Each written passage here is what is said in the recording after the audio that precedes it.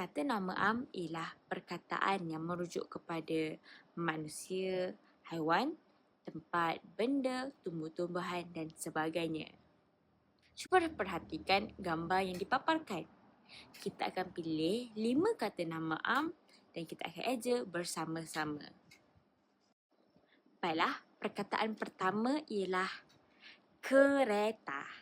K-I-K, R-I-R, T-E-T-A. Kereta.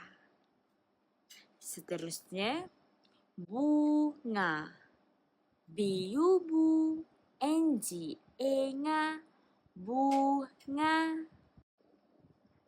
Kata nama am yang seterusnya ialah rumah.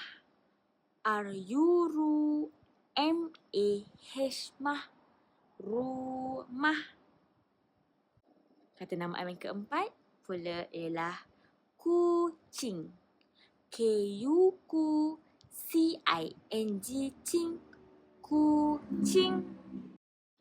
Mari kita sebut semula kata nama am yang telah kita eja tadi. Yang pertama, kereta. Yang kedua, bunga. Yang ketiga, rumah. Dan yang terakhir, kucing.